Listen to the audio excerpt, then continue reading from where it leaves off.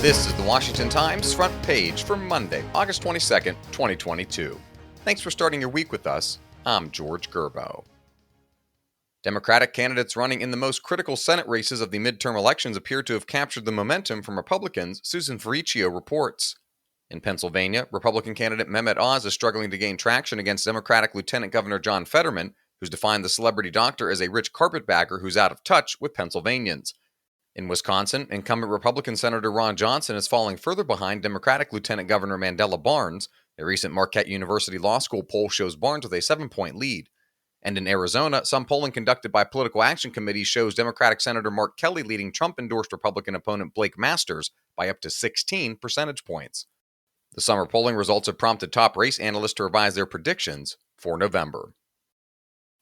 Former Vice President Mike Pence is tapping the brakes on his willingness to testify before the House January 6th committee. Seth MacLachlan talked exclusively with Pence, who said he has to consider profound constitutional issues before agreeing to any request. He had recently said he'd consider testifying to the House committee.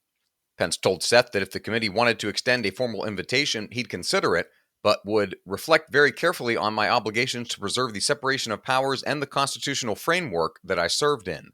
The committee has been making the case that it's former President Trump who put Pence's life in danger through words and actions that riled up his supporters to attack the U.S. Capitol. Pence wouldn't say whether he agreed with that theory, but also didn't reject the notion. Federal prosecutors have brought charges against a family they say conspired to smuggle a 10-year-old illegal immigrant girl into the country and then raped her and subjected her to regular beatings. Stephen Dinan reports one cooperating witness told investigators she saw one of the girls beaten on at least 20 occasions. Another time, the witness saw a tear near the girl's mouth, and the girl said her sponsor came at her with a knife because she failed to cook a meal properly, according to court documents. The girl identified in those documents as Victim 1 arrived in the U.S. in 2016. She was 10 years old at the time. 3 people, all Hispanic, have been indicted this month on charges of kidnapping and forced labor. You can read all of these stories at WashingtonTimes.com/front page. You can also find the entire lineup of Washington Times podcasts at WashingtonTimes.com/podcasts. The Navy is fighting a never-ending battle against an internal enemy, rust, the reddish-brown streaks and patches caused by the destructive combination of steel hulls, oxygen, and seawater. Despite the millions of man-hours and billions of dollars spent combating corrosion in the fleet, military reporter Mike Glenn reports some fear rust is winning the war.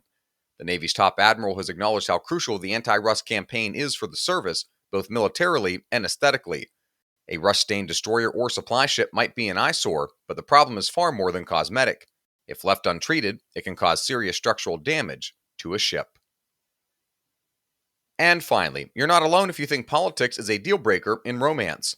With more online dating profiles seeking non-Trump voters or transgender meetups, Sean Salai reports 2 new apps are weeding out undesirables for conservative and LGBTQ daters alike. The app The Right Stuff launches next month, billing itself as a conservative alternative to dating apps that have added gender pronouns and identities. And the LGBTQ dating app Alpha debuted this summer, calling itself the safest and most reliable app for those who feel unwelcome on rival app Grindr. Find all of today's front page stories at WashingtonTimes.com/front page or on the Washington Times app, and find us wherever you get your podcasts. Just search Washington Times in your favorite podcast app. You can also find us on Twitter and Instagram at WashTimes for breaking news, sports, commentary, and more. For the Washington Times, I'm George Gerbo.